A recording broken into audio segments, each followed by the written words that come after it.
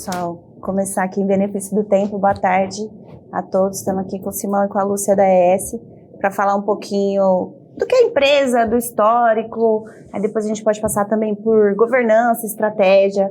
Acho que vale ter essa visão mais geral, overview, porque acho que todo mundo conhece a empresa, mas acaba tendo essa visão mais de longe e vale a pena entrar aqui no detalhe e ter essa oportunidade de conversar com vocês. Tá ótimo, é um prazer. Obrigado, Maíra. Obrigado, Vlad, pelo convite. Obrigado a vocês pela presença aí, pessoal conectado.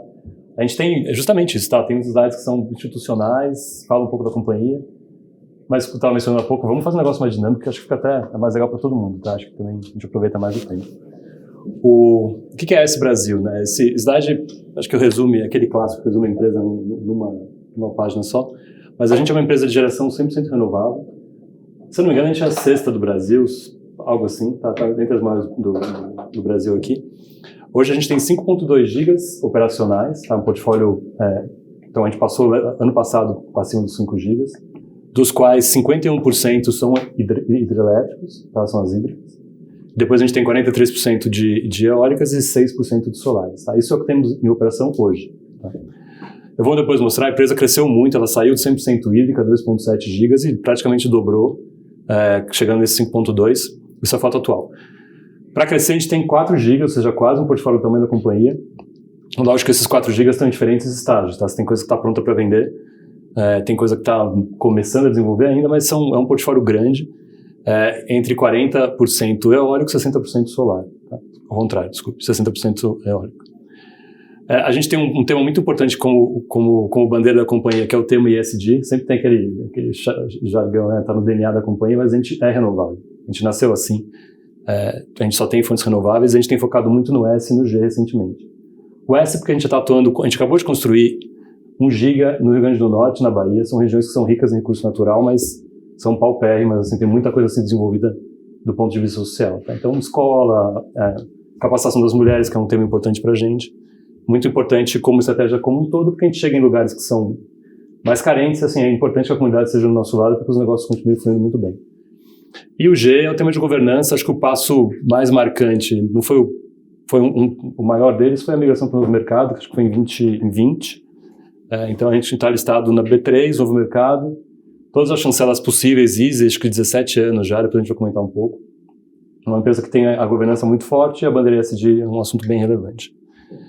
EBITDA de 23 foi de 1.7 bi, tá? Não é o EBITDA em regime, porque esses 1.7 bi eles capturam parcialmente Tucano e Cajuína, que foram os projetos que a gente está terminando a construção agora. Tá? Você vai ver no seguinte, dos 5.2 gigas ainda tem 100 megas terminando a construção, que vai entrar no primeiro semestre. Então 23 você pegou um ramp-up ainda da receita, 24 esse número sobe para volta dos 2 bi, tá? É um número mais próximo do que a gente espera em regime. Em 25 melhor ainda, porque aí você captura de fato 12 meses em operação dos ativos novos. Tá? Acho que aqui é isso, tá, do resumo. Esse é um slide que a gente tem bastante orgulho. Vejam a evolução da companhia desde 16. A gente põe 16 aqui porque é final de ano de 16, tá? Em 17 a gente começou, em 17 a gente fez a primeira aquisição, foi o Sertão 2, eólico. E aí vocês veem as cores azul e verde, azul é M&A, verde é Greenfield. A gente trouxe muitos ativos com essas duas frentes de execução de crescimento, desde 17, terminando agora com esses 5.1 gigas em operação e 100 megas, que é a caldinha da construção de Cajuína, e um AGV7, que é um ativo solar que a gente tem. Então, a nossa estratégia aqui, só falando um pouco de estratégia, é crescer com M&A, com ativos que têm problemas, tá? Sendo bem direto, são ativos que têm dificuldades de operação. A gente gera hoje quase 700 aerogeradores, então a gente sabe muito bem resolver os problemas operacionais deles. A gente conhece todas as marcas, todos os modelos, é muita máquina sob nossa gestão. Então, quando a gente vai fazer uma due diligence para comprar um ativo que tenha um problema operacional, a gente está mais bem posicionado para precificar esse ativo e, de fato, conseguir fazer um preço mais interessante e a gente acaba ganhando o retorno do turnaround. De construção, basicamente a gente vende, assina o contrato e passa a fazer a execução da obra. Tá? A gente não constrói e depois vende, a gente não toma esse tipo de risco. A gente vende, assina um contrato de 15, 20 anos e depois começa a execução da obra. Tá? Assim, a gente aloca o recurso com a receita. Isso é bem importante, é uma característica do setor para o pessoal entender que você não tem aí esse risco do desenvolvimento, que você sempre contrata antes aí o portfólio. Tem gente que, grandes players, que o cara constrói assumindo que o preço vai para cima ou para baixo e depois fica à mercê da curva. Tá? Ou aposta que a energia da placa solar vai cair, que ele consegue depois pegar um upside. A gente não, a gente fecha o CAPEX, a dívida a gente fecha depois e faz o hedge de tudo, então o CAPEX está tudo dado. Pode ir? Esse é um slide que eu vou desviar um pouco do que está mostrando aqui para falar de um tema, a restrição, o curtailment, que é um assunto que eu acho que talvez vocês tenham ouvido ao longo do dia, eu só vou dar a nossa posição sobre isso. Mas o objetivo dele é mostrar onde estão nossos ativos, tá? Eles estão espalhados pelo Brasil todo. Vejam que em São Paulo, onde a gente nasceu, são as usinas hídricas e as solares. E o foco do Nordeste nosso é eólica, a gente tem quase 2,2 gigas lá de capacidade instalada em diferentes estados e diferentes posições geográficas. Ao Sertão 2, que é esse mais para baixo, ele fica com um vento muito diferente de Mandacaru, que está lá em cima do Ceará. O vento do interior é mais cedo ao longo do dia, é sempre depois do almoço, mas mais cedo, menos tarde da noite. E os ventos da costa, ao contrário, eles sopram mais de madrugada. Tá? Então, tem uma complementaridade importante, além da fonte com a hídrica, que obviamente tem complementaridade, a eólica, geograficamente bem disposta, também tem um valor. Tá? Então, quando a gente fala de curtailment, da restrição, só colocar a visão, a gente teve uma restrição de 4% ou 5% no terceiro e no quarto tri, 4 ou 5% da receita a menos nas eólicas só. Tá? Então, não é um puta negócio gigante, mas teve restrição.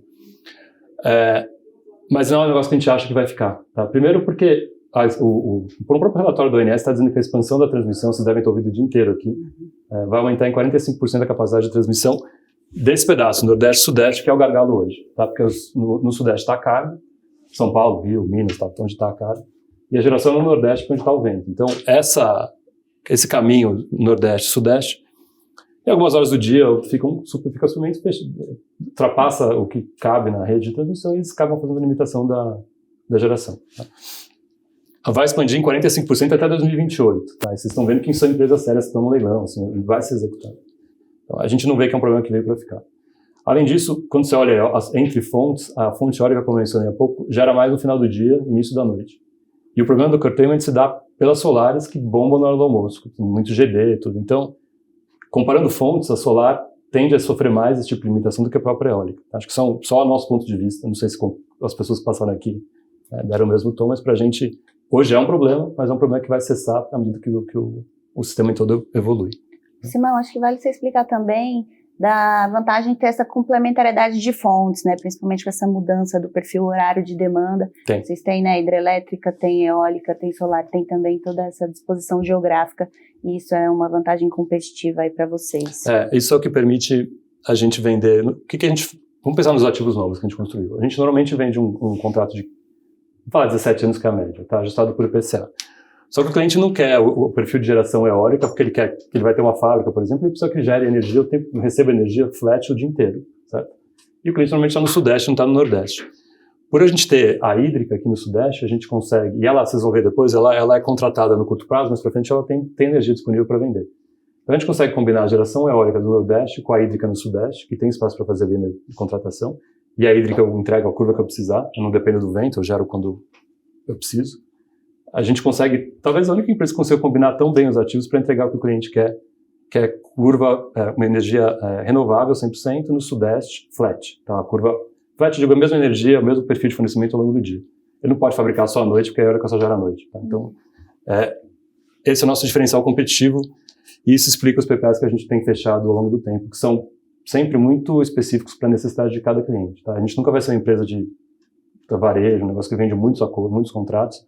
A gente fecha poucos contratos grandes, com suas especificidades, e usa o portfólio como um todo para combinar o produto que a gente entende ser o melhor para o cliente.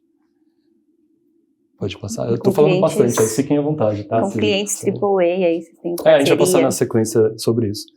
É só esses dois slides são um parênteses, a gente mostrou a evolução da capacidade instalada da companhia, mas o último tranche foram 2 projetos, que é esse aqui, Tucano, e o seguinte, que é Cajuína, que somam 1 giga de capacidade instalada. Tá? Então, nesses últimos 2 anos, a gente construiu 1 giga em cima de uma plataforma que tinha 4 à época. Né? Hoje a gente tem 5, à época na construção a gente tinha 4 e construiu 1. Então foi um esforço muito importante. Vocês vão ver depois no tema da alavancagem que a gente acabou contraindo dívida para desenvolver os projetos, que é natural. Tá? Tucano está pronto, tá? Ele tem um tema com o fornecedor, a Siemens aqui. Tá? Os ativos têm Cada turbina tem 6,2 megas, tá? Só para relativizar, a Alto Sertão 2, que a gente comprou em 17, a turbina tem 1,6 megas. É muito diferente. E o que muda, Simão, desse avanço de tecnologia na eólica que você pode ver nos próprios parques de vocês? Eles são cada vez mais eficientes do ponto de vista de gestão da frota, porque são menos máquinas para entregar a mesma quantidade de energia. Você precisa de menos equipes para estar lá fazendo manutenção. E eu acho que o tamanho, Maíra, você vai ver que eles são mais eficientes, tá? O fator de capacidade aqui, o fator de capacidade é transformar vento em energia elétrica, né? Aqui, nesse projeto, é por volta de 50, né? Alto Sertão 2 é 40, talvez. São máquinas menores, a pá é menor, aí consegue gerar menos energia. É que eu não sei de Alto Sertão, mas essa pá tem 84 metros de comprimento. Então, imagina transportar esse negócio na estrada, assim, talvez a gente esteja no limite com essa máquina, tá? Ela é muito grande. Tem 120 metros a torre, esse é um negócio astronômico. Esse parque está pronto, tá? A gente está tendo etapa final com a Siemens, que é o fornecedor, que a gente chama de retrofit aqui. Eles estão trocando algumas peças que eles sabem que, quando eles saírem do contrato de construção, eles identificaram que tem problemas em outros países e já estão corrigindo aqui no Brasil, antes que entre a execução e tenha algum problema com a gente. Mas o parque está pronto. Os clientes aqui são Unipar e Anglo, tá? São grandes clientes a gente vai falar do rating na sequência, mas são contratos que na média têm 17 anos, vejam, e ajustados por IPCA, né? Então é bem renda fixa.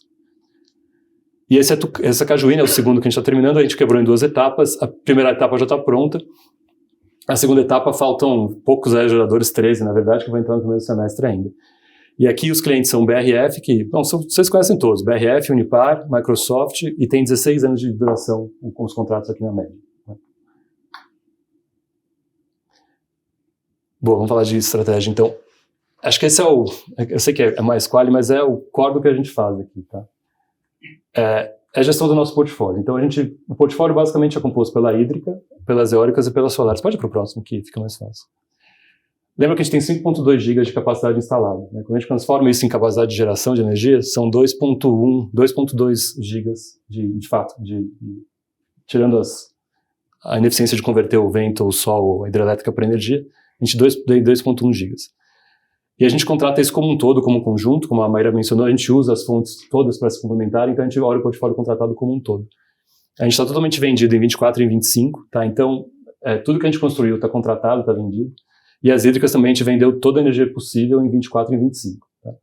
A gente fez isso para bloquear o preço. Lembra-se que ano passado era um preço super para baixo, então a gente acelerou, fechou, capturando o preço antes da queda, ficou piso o ano todo. E ao mesmo tempo a gente deixou 26 e 20 para frente na hídrica com espaço que se mostrou acertado, porque agora o preço voltou, a gente tem energia para vender. Tá?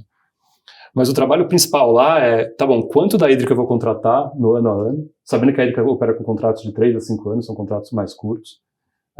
Qual é o nível ótimo de contratação, dado que tem a restrição do GSF, tem preço que pode estar para cima ou para baixo. Então, muito da estratégia da companhia é tentar acertar o nível de contratação da hídrica, sabendo que você tem a geração eólica e solar por trás, ajudando em meses que tem menos chuva, por exemplo. E aqui a gente coloca um pouco dos clientes que a gente tem, são nomes que a gente já mencionei, mas a gente tem alguns produtos, tem o PPA convencional que sai da hídrica. Então veja que a hídrica complementa muito bem as eólicas e solares. A hídrica é basicamente um contrato curto, totalmente depreciado o ativo, energia convencional, tá? Não tem spread incentivado, que é uma fonte, não é eólica nem solar, mas é uma fonte renovável. E ali, cliente que precisa de contrato curto, leva esse produto. Quando o cliente quer um contrato longo, tem meta de descarbonização, meta ESG, ele contrata conosco Cajuína, Tucano, são 15, 20 anos de contrato. Tá? A gente faz o produto de autoprodução, não sei se já passaram aqui também com esse produto. Acho que não, vale explicar um pouquinho, porque é importante aqui. Porque a hídrica é um PPA, é um contrato, você assina lá 3, 5 anos, fornecimento, flat, Sudeste, é o produto que tem lá. As eólicas, quando a gente consegue ofertar esse produto, que é o PPA convencional, eólico, tá? Então o cara quer, às vezes, a Microsoft, por exemplo, queria um parque novo que fosse desenvolvido para que ele tivesse aquela energia pura dele.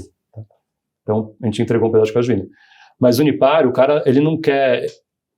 Ele está disposto a colocar um pouco do equity do projeto, então ele financia um pouco do CAPEX. Tá? Isso é autoprodução, tá? O cliente entra com CAPEX, ele vira sócio é uma JV. Tá? Só que ele pode, como ele está produzindo a energia que ele está usando, ele está eleito esse que chama de elegível à autoprodução. Ele tira um monte de encargos que ele paga na tarifa, que normalmente as empresas pagam na tarifa, ele tira da conta dele. Então, um cliente que fecha um PPA de R$180, por exemplo, de autoprodução, na conta dele ele tira R$60, R$70 e paga R$110, R$120, ou seja, é muito interessante, tá? Por ser produtor da própria energia. É um produto que não é trivial, nem todo mundo quer, o cliente tem que estar querendo colocar equity num projeto que não é o core, mas por outro lado ele tem um benefício importantíssimo na linha de custos deles. Tá? É bom para os dois lados, para o cliente e para o gerador, né? Para a gente é bom porque é um parceiro que entra com equity, então eu preciso pôr menos recurso próprio. A gente às vezes usa a gente descalibra um pouco os dividendos, tá? Às vezes o equity e o flow de dividendos é um pouco diferente, isso gera um retorno incremental para a gente, então a gente consegue ser mais competitivo.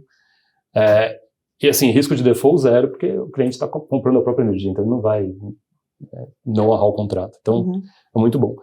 Só para ser exaustivo, o outro lado é que tem uma governança um pouco, você tem um sócio, né? Cada projeto você tem um sócio que você tem que ter uma governança que é diferente de um PPA convencional, que é um cliente simples.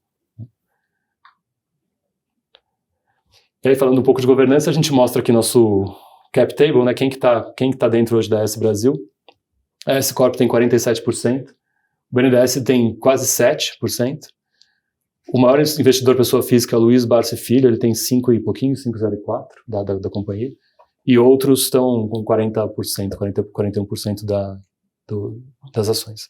E vale comentar um pouquinho da AS, né, Corp, que é o controlador, não sei se todo mundo aqui conhece o tamanho da empresa, enfim. A AS Corp é uma empresa que está presente, é global, está presente principalmente nas Américas, tá? Eles têm muita operação nos Estados Unidos, acho que agora é o grande foco.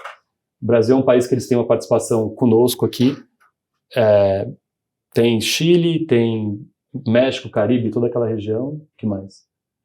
El Salvador, bom, tem uma operação muito forte nas Américas, é uma empresa que vem se especializando nas Américas.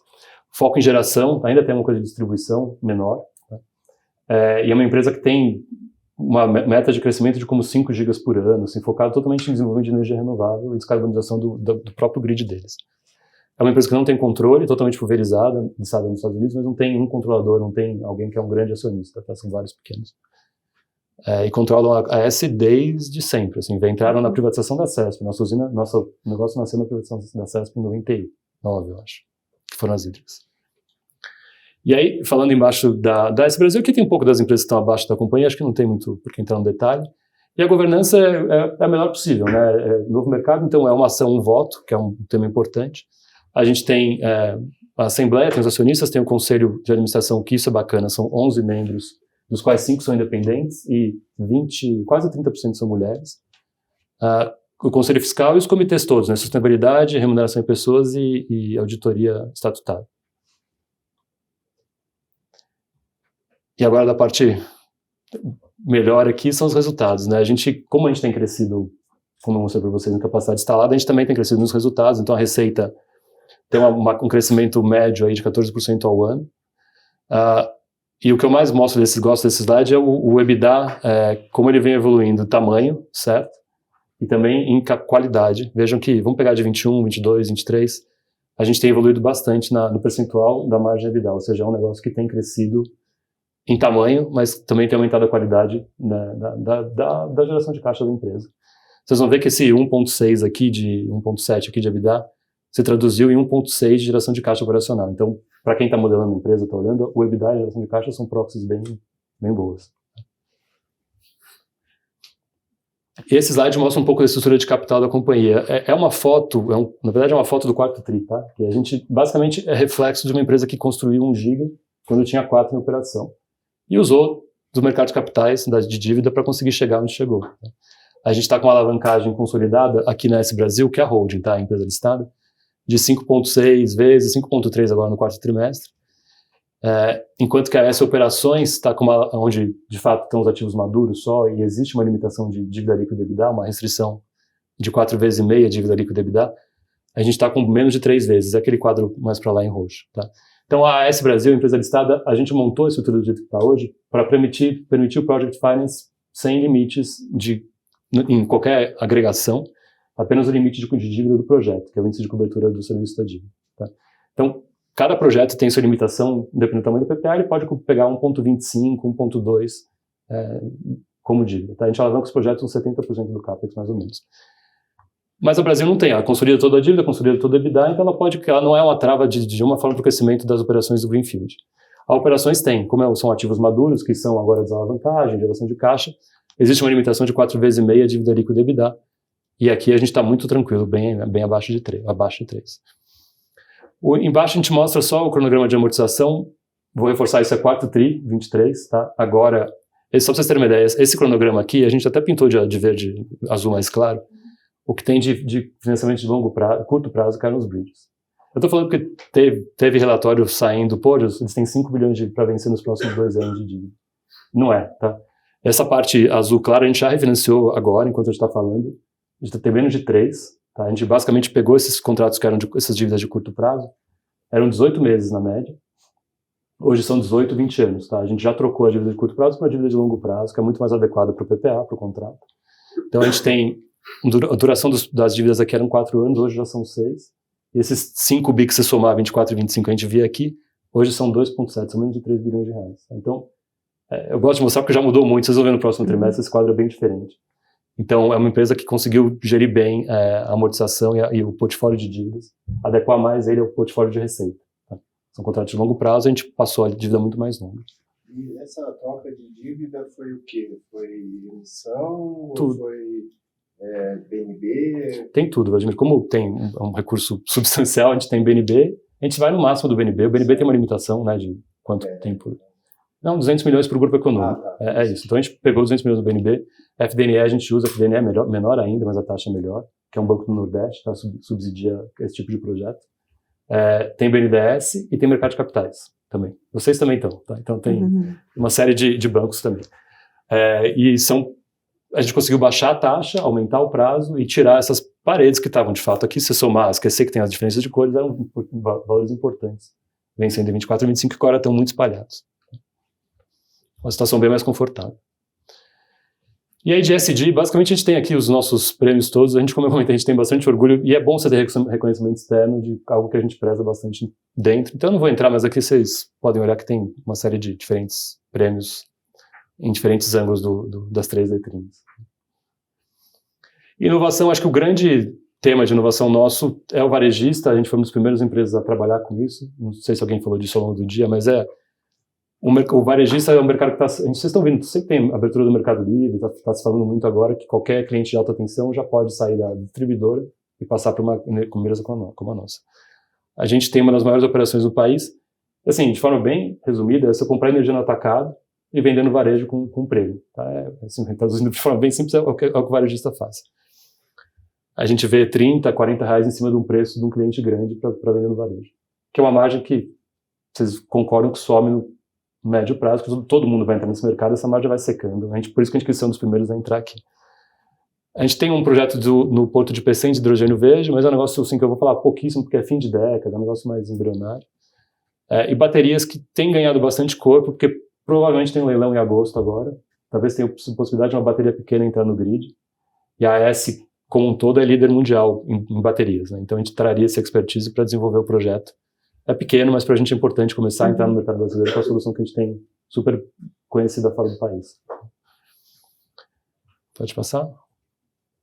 E aí, esse aqui é aquele finalzão clássico porque investir na empresa, mas basicamente acho que é muito do que eu falei. Independente do que está aqui, o que a gente faz é a gente cresce com energia renovável, prezando pelo impacto, então temos o ESG. Cada vez que a gente cresce, a gente reduz o risco do portfólio, porque você traz fontes distintas, né? A empresa que é uma empresa que nasceu hídrica, tinha risco total da hidrologia. Hoje a gente acompanha com risco eólico e solar. Então a gente cresce, aumenta o bolo, reduz o risco do portfólio para trazer ativos com perfil de geração diferente e busca sempre gerar um retorno de entre 15% e 17% nominal, que é o que a gente busca tanto no M&A quanto no Greenfield. Tá?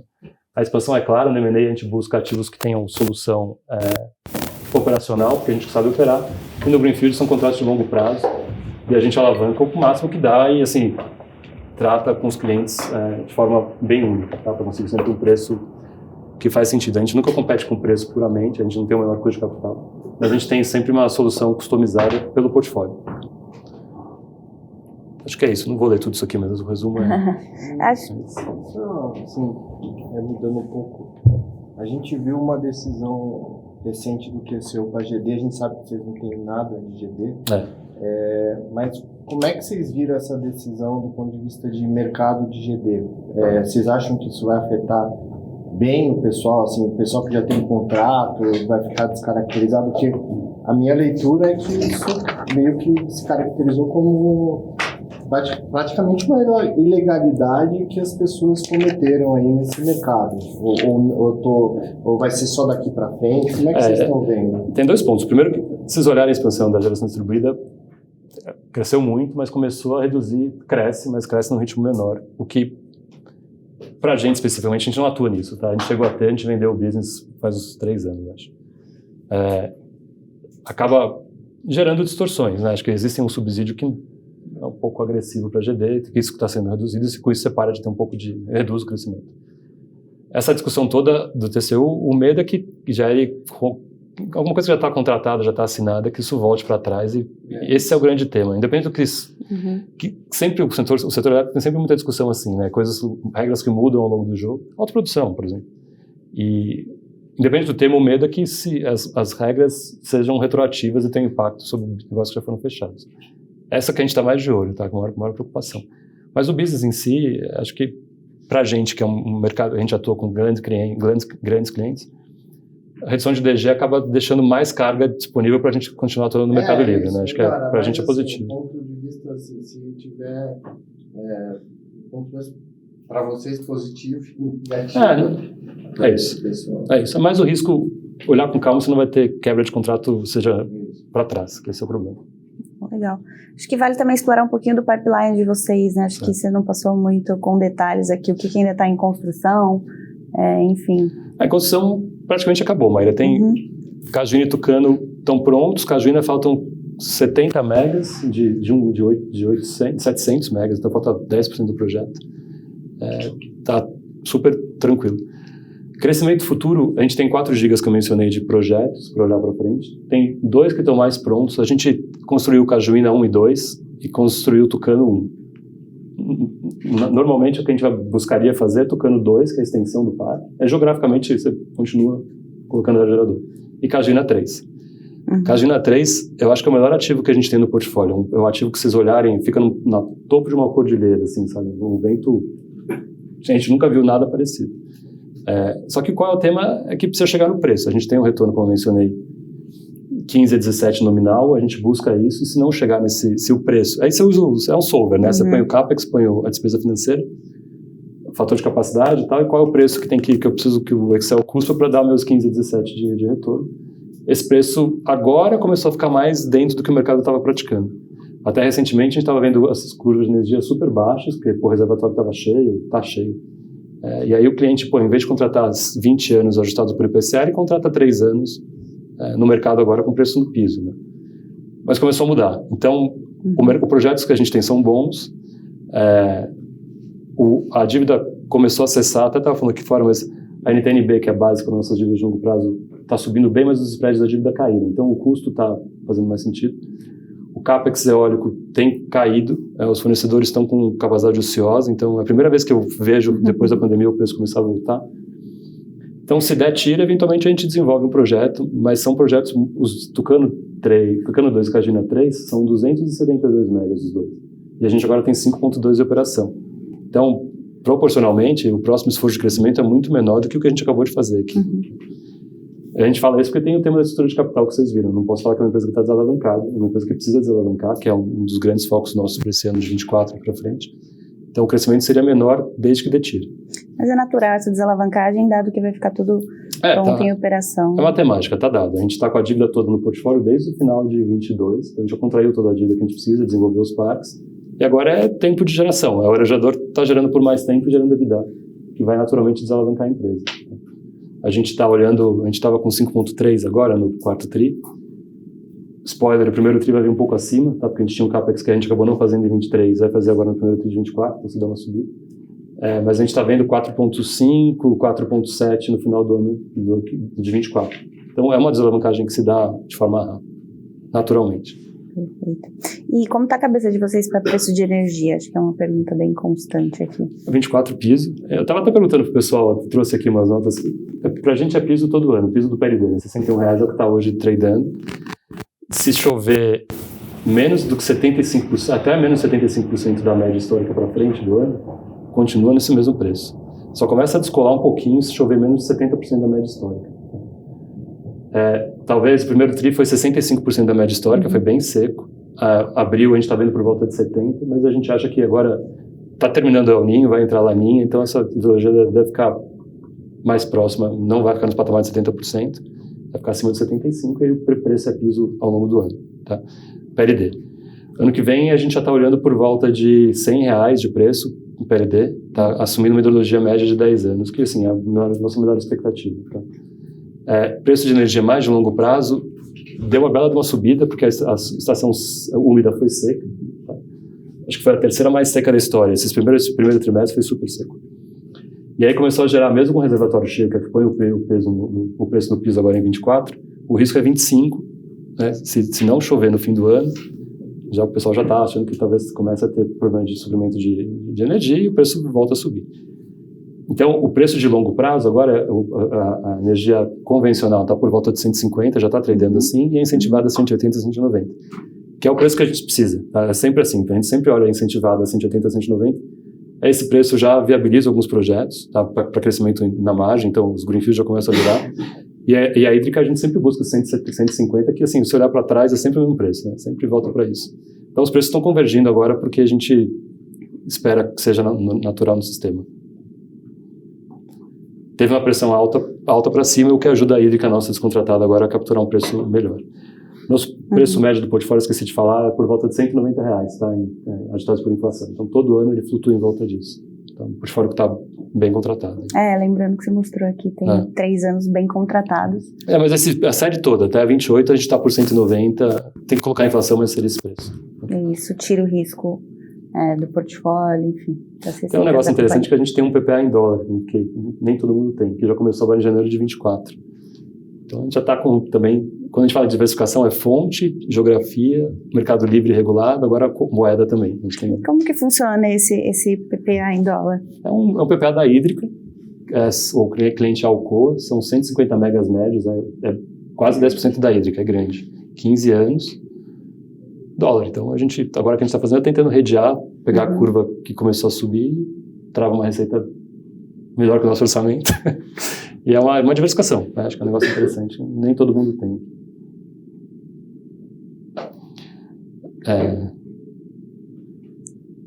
E tem mais perguntas, pessoal? Vamos lá. Vamos explorar um pouquinho melhor, para a gente desenhar melhor essa questão da geração de caixa livre desse ano. Claro. Porque teve esse chamado de reperfilamento da dívida agora no primeiro TRI, então você tem um caixa livre que vai ficar bem robusto, porque você tem capex baixo, e aí você alivia isso a curto prazo. É isso. Então, pensando a curtíssimo prazo 24, um pouquinho de 25 ali. Essa sobra de caixa, vocês vão acruar isso para desalavancar mesmo? É isso. Já pode... então... Eu já sei até essa pergunta, porque... Não, vai, porque nosso... tá caindo essa Selic, mas está alta. A gente tem uma despesa financeira ainda alta, porque está com um endividamento alto pelo crescimento. Então, enquanto não desalavancar por esse... O nosso patamar mais de longo prazo é por volta de 4 vezes consolidado dívida líquida e EBITDA. A gente está com 5,6, vai. Então, sim, tem um chão. Esse ano vai para 4,5, um pouquinho mais. Mas depois a desalavancagem vai aos poucos acontecendo. Então, aí a gente começa a voltar. Você está perguntando do payout, né, dos dividendos. A gente volta... que é uma consequência, mas eu não vou desalavancar mais devagar, ou seja, pegar mais dívida eventualmente para pagar mais dividendo. Acho que para a companhia faz sentido continuar a trajetória, focar na desalavancagem para depois voltar a distribuir. E não deve demorar, porque a dívida parou, não vou contrair mais dívida. Tudo que a gente está fazendo é só, como você falou, reperfilamento, não é dívida nova, é troca para coisa mais longa, mais barata. E os projetos são todos contratados, ajustados por IPCA, então é uma empresa que volta para o regime mais de geração de caixa em breve. Tá? Os projetos agora estão prontos, não estou mais construindo nada. Só do CAPEX a gente tem, é um ponto importante, ano passado foram 2,5 bi de CAPEX, entre 22 e 23 foram 5 bi no total para colocar esses projetos de pé. Ano passado 2,5, esse ano são 700 milhões, tá? Porque um pedacinho do CAPEX de 23 escorregou para 24. Ano que vem, 25 são 700, 24 são 700, 25 são 200 milhões mais ou menos. E depois fica por volta de 130 milhões por ano. Ou seja, o CAPEX faz assim, né? E o EBITDA assim. Então, acho que é um ponto de inflexão importante para o nosso negócio. A gente fez um grande esforço ao longo dos últimos 2 anos para entregar um portfólio de qualidade com esses inúmeros clientes que a gente tem aqui, né? São sempre clientes com rate muito bom e a gente está bem confortável para começar uma trajetória nova agora. E aí, chegando nesse ciclo de geração de caixa livre bem alta ali, 25, eventos externos, vocês pensam em retomar ciclo de investimento? A depender, obviamente, de preço. Depende de TIR, sempre TIR. O que manda lá é se der retorno. Mas quando você fala retorno, não é só a TIR pura, porque você tem que também, o custo de capital é um elemento importante. Né? Então, a gente, sim, se fizer sentido financeiro, sim. Tá? Senão, não, a gente não tem meta, pode crescer tantos, não existe isso, tá? Tantos mega por ano, assim, tanto é que ano passado a gente não construiu, né? Não tinha nada novo, a gente continuou fazendo contratos, a gente fechou o PPA do Microsoft, que foi um puta negócio pra gente, mas não construiu nada porque não deu tiro. Então, acho que essa mensagem é importante, tá? A gente não vai alocar capital se não der o retorno que a gente espera, que é importante. E como que vocês estão vendo a demanda por PPAs? Depois que teve uma melhora aí. Não, tá animada. A gente tem, embaixo da minha área, tem a área que faz preço. A gente precifica e o comercial pega o preço e vai vender, vai pra rua. É um belo indicador antecedente. Quando começa a vir mais perguntas do comercial, é que o negócio tá aquecendo, e tá aquecendo. Assim, das últimas 2-3 semanas começou a aumentar bastante. Procura, porque assim, o preço subiu, caiu, mas assim, o grande ponto é que teve apagão, assim, as empresas, as pessoas, os agentes do setor, percebe que existe uma volatilidade muito maior no preço do que antes do apagão viam, tá? Ou tem a complexidade do GD que a gente comentou, curtailment, tem um monte de variáveis novas que o sistema mais intermitente causa. A carga está crescendo absurdamente por causa da temperatura. Tem volatilidade, então os clientes estão se mexendo para fechar um contrato de longo prazo, principalmente autoprodução, que o preço fica competitivo, e ele sai da vol, né? Ele está com o preço travado. Muitas vezes o cliente tem, boa parte do custo dele é custo de energia. Então ele trava o contrato longo, escapa da volatilidade, ele sabe exatamente quanto vai vir de preço. E isso é um atrativo. Tá? Então a volatilidade recente acaba ajudando na decisão de investimento do consumidor. E para a gente tem aumentado a demanda para a autoprodução, tá? Que é o grande tema. Eu lembro, vocês gostam muito de falar do PPA com o Microsoft. Eu imagino que seja data center dele. Eles vão usar para data center. Vocês veem essa demanda de data center sendo um negócio relevante no futuro? Assim? E é bom que a nossa empresa globalmente está se especializando nisso. Então a Amazon, Google, Microsoft, todos são clientes da AS fora. Não vou negar que isso ajuda aqui. Então, os caras têm parcerias globais, acaba ajudando a gente aqui na operação brasileira. Mas o que a gente está vendo é que aqui no Brasil tem empresas locais buscando energia, porque com o aumento do uso de inteligência artificial, tem uma vantagem para países como os nossos, que são aquele... Né, o pessoal conhece a regulação, o friendly shoring lá, não é nearshoring, mas é friendly shoring. Porque inteligência artificial vocês usam, vocês veem, pode ter mais latência, então não tem problema do servidor, o data center está no Brasil e o usuário está nos Estados Unidos, não é um problema. Por exemplo, em jogo você precisa de resposta imediata, mas o ChatGPT suporta uma latência maior, então tem demanda, porque o Brasil, a energia é renovável, é verde, é barata quando se compara no volume total, e tem o tema de regulação que o pessoal conhece, então tem tido demanda, e a gente como relacionamento global ajuda também, está bem posicionado. Tem data center, tem fertilizante, que tem um esforço agora de internacional, de trazer para o Brasil a produção de fertilizantes, que é um outro tema importante. Tem segmentos específicos que têm demanda bem maior do que o mercado como um todo. Então são nichos que são bons de se explorar. Assim. E clientes com bom perfil de crédito também. Data center sempre são grandes empresas, tá? Muito intensivos, né, na energia. Para fechar esses PPAs, né, como é que funciona o approach comercial? Os caras vêm até vocês, fazem cotação com várias empresas. Fazem. Esses caras são... Assim, eu penso para vocês poderiam oferecer até, às vezes, fazer o financiamento desse projeto desse cara, um spread mais baixo da dívida, né, para fazer o projeto desse cara, porque vocês sabem que o custo de energia dele é gigante. Por exemplo, vocês falam de hiperbase. Hiperbase gasta pra caramba de energia. Gasta. Para eles foi um produtivo fazer esse negócio com vocês. Sim. Vocês não têm possibilidade de achar de outras hiperbases? Tem, é o que a gente faz. Esses clientes, a maioria deles, vem da hídrica. Tá? São clientes que têm hídrica, e como estão na hídrica, a gente sabe, ele começa com a hídrica porque é um negócio mais básico. Esses clientes são grandes, eles têm uma área de energia normalmente, o cara não compra de um fornecedor só, ele compra vários produtos de vários clientes, de vários fornecedores, ele faz um mix. Quando ele vem para o nosso portfólio, a gente passa a saber quando que vencem os contratos todos dele, então eu consigo chegar para a base, você que está vencendo seu contrato, vamos falar de autoprodução? A gente compara todos os produtos, a gente tem uma apresentaçãozinha lá que fala, essa autoprodução é isso, se você fizer convencional é isso, você tem diferentes preços. E a gente é muito próximo, então muitos dos deals que a gente fechou de longo prazo vem da operação da hídrica. E assim, não é nada de digital, é muito contato da força de vendas que é própria e é pequena com os clientes. Tá? Você tem muita informação da carteira e a gente usa isso bem para fazer os novos deals. Financiar o crescimento, os contratos, por exemplo, de autoprodução, bom, a gente não é muito do nosso negócio, mas é o contrário, o cliente entra nos ajudando no equity do projeto e a gente alavanca o máximo. Às vezes o cara pode não ter esse equity que investe no projeto e vocês precisam de ganhos. Sim. E daí vocês podem entrar com equity, presumindo que esse custo de energia vai sair dali, né? Tem empresas que fazem isso, a gente não faz. Tem empresa que pede zero equity, mas aí ele pega mais dividendos do fluxo e emula o equity. A gente acha que isso tem algum risco regulatório para caracterizar a autoprodução, porque ele precisa pôr o dinheiro, né? Existe uma discussão de mudar a regra da autoprodução para demandar um mínimo de participação. Existe um projeto que falava em 30%, que é o meio valor que vocês usam. A gente vai até lá. Porque a ideia da autoprodução original era assim, você investe na sua energia, você vai ter um benefício limitado. Só que aí se você coloca um terceiro que ele faz o investimento, por que eu vou ter esse benefício? Né? Porque isso aí virou um PPA, né? Assim, a gente é mais conservador, tá? A gente não tem.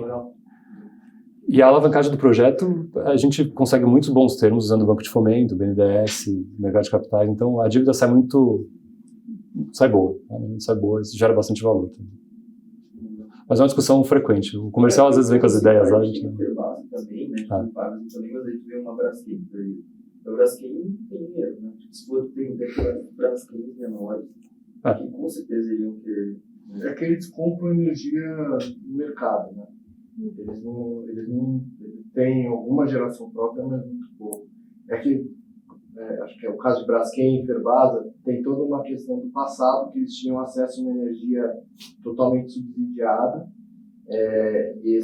que venceu com os contratos lá em 2015, aí foi dado um waiver para eles estenderem, criaram um fundo, etc. Mas isso, isso aí que você falou, isso acontece, tem várias empresas que a gente conhece que fazem esse tipo de contrato, só que, como você não falou, tem um risco grande, isso aí pode mudar no futuro, ou alguém lá caracterizar que aquilo não é autoprodução. Mas boa pergunta. É a discussão que às vezes aparece, tá? Então... É uma discussão bem importante, porque isso é até uma questão do setor, do crescimento, porque, por exemplo, uma empresa, mesmo com preço de energia baixo, o desconto que a pessoa tem no contrato é tão bom que às vezes vale a pena ele fazer um projeto, por exemplo, o projeto custa 180, mas para ele é como se custasse 120, se ele tirar os descontos. Então ele vai fazer de qualquer forma e, apesar de ter excesso de energia, vai continuar aumentando. Isso aconteceu, acho que até o ano passado, acho que agora já não tem mais essa economicidade, né? Mas isso foi uma coisa que aconteceu e é um dos motivos que explica um pouco esse excesso de energia. GD, isso, questão lá dos benefícios de custo. Aliás, isso eu tenho que perguntar. Vocês viram aí que no PL, quem fez o Dia do Perdão acabou sendo meio... né, porque eles deram mais um ano e meio, né? Mais 36 meses, 3 anos. 36 meses, mas o cara tem que começar um ano e meio. É complicado, né? Esse Dia do Perdão, alguns projetos a gente achou por bem devolver, porque a gente não ia desenvolver e custa carregar, né? Você tinha que pagar tudo para carregar eles. Então a gente abriu mão lá. Não é que você abre mão, ele volta para a fila, né? Você pede de novo autório e volta pro... Não, mas assim, isso, né? Porque parece que tinha gente que devia estar para devolver. E agora vai ter uma extensão. Mais um tempinho. Bom, pessoal, mais alguma pergunta? Senão, acho que queria agradecer aqui o Simão e a Lúcia pela presença e deixar à disposição também aí a gente, o nosso contato. Caso tiver mais alguma dúvida, a gente consegue repassar para eles também. E obrigada a todos aí. Obrigado, pessoal. Valeu. Obrigado.